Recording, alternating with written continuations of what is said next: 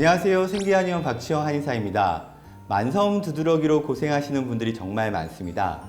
통계를 살펴보면 두드러기는 우리나라 국민 5명 중에 1명은 일생 동안 한 번은 경험하게 되는데요. 그만큼 무척 흔한 피부 질환입니다. 이러한 두드러기가 6주 이상 지속해서 발생하게 되면 만성 두드러기로 분류합니다. 국내 연구에 의하면 만성 두드러기의 평균 지속 기간이 무려 3.76년이라고 합니다. 많은 분들이 경험해 보셨겠지만 두드러기가 발생해서 6주 이내에만 사라진다면 걱정할 필요가 없습니다.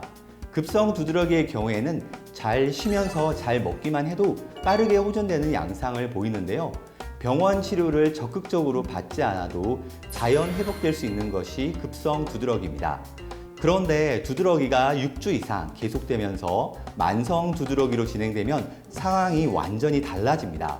오랜 기간 가려움증과 열감과 같은 고통에 시달리는 질환이 바로 만성 두드러기입니다. 그래서 흔한 만큼 주의가 필요하다고 강조드리고 싶습니다.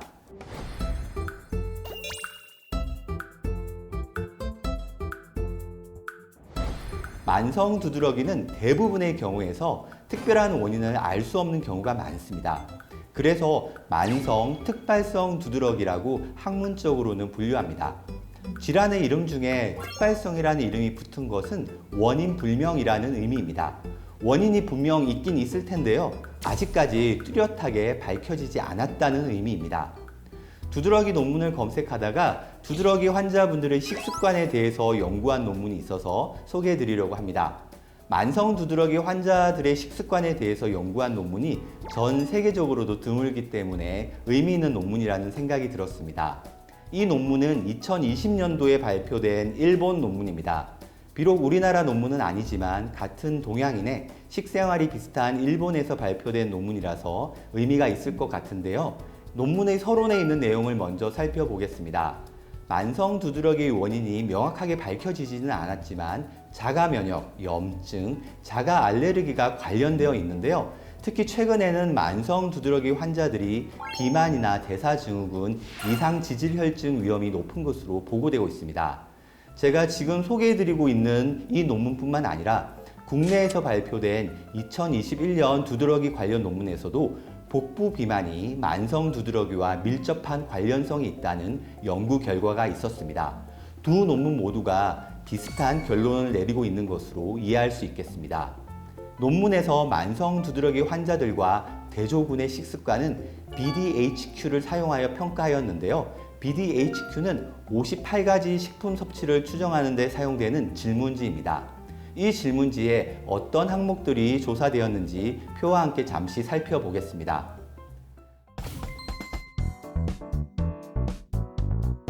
환자들의 유병 기간은 2개월에서 240개월이었으며 평균 28.5개월, 2년 4개월 정도였습니다. 그리고 만성 두드러기 환자들은 대조군에 비해 높은 BMI 값을 보였습니다. 또한 만성 두드러기 환자들은 대조군보다 콜레스테롤, 엽산, 식이섬유, 비타민 D, 비타민 K, 그리고 소금을 더 많이 섭취했고 알코올은 더 적게 섭취했습니다. 그리고 계란, 녹황색 채소, 버섯을 더 많이 섭취했습니다. 조사한 식습관을 바탕으로 통계 분석한 결론은 다음과 같습니다. 만성 두드러기 환자들은 대조군에 비해서 상대적으로 BMI가 높으며 계란의 섭취량이 많다는 것입니다. 만성 두드러기뿐만 아니라 건선이나 양진과 같은 질환에서도 BMI 수치가 높은 것이 객관적으로 밝혀지고 있습니다. 아마 많은 피부 질환에서 이러한 경향성이 있을 것으로 예상이 되는데요. 그래서 만성적인 피부 질환으로 고생하고 계신다면 무엇보다도 먼저 체중 조절을 하는 것이 중요하다고 판단됩니다. 그리고 논문에서는 두드러기가 잘 통제되는 그룹과 잘 통제되지 않는 그룹으로 분류하여 각 그룹의 식습관도 조사했습니다. 두드러기가 잘 통제되는 그룹과 잘 통제되지 않는 그룹에는 각각 35명의 환자가 포함되었습니다. 성별, 나이, BMI는 유의미한 차이가 없었는데요. 다만 통제되지 않은 그룹에서는 통제된 그룹보다 음료를 더 많이 섭취하였습니다. 여기에서 음료에는 알코올이 포함된 막걸리, 맥주, 위스키, 와인, 그리고 카페인이 포함된 녹차, 홍차, 우롱차, 커피, 콜라, 마지막으로 알코올도 없고 카페인도 없는 주스가 모두 포함되었습니다. 논문의 내용을 바탕으로 세 가지 의미 있는 결론을 내릴 수 있습니다. 첫 번째, 만성 두드러기 환자분들은 체중 감량을 하셔야 합니다. 그리고 두 번째, 계란 섭취량을 줄여야 합니다. 계란 자체에 알레르기 반응이 없다고 하더라도 섭취량을 평소보다 줄이는 것이 두드러기 관리에 도움이 됩니다. 마지막 세 번째는 음료 섭취를 줄이셔야 합니다. 음료 섭취를 줄이고 물을 드시는 것을 추천드립니다. 특히 물을 드실 때에도 차가운 냉수보다는 체온에 가까운 미지근한 온도의 물을 드시는 것이 좋습니다. 이번 영상에서는 만성 두드러기 환자의 식습관에 대한 논문을 소개해드렸습니다. 소개해드린 논문의 내용이 만성 두드러기 관리에 조금이나마 도움이 되셨으면 좋겠습니다. 영상을 보시고 궁금하신 점은 댓글로 남겨주시면 답변 드리겠습니다. 시청해주셔서 감사합니다.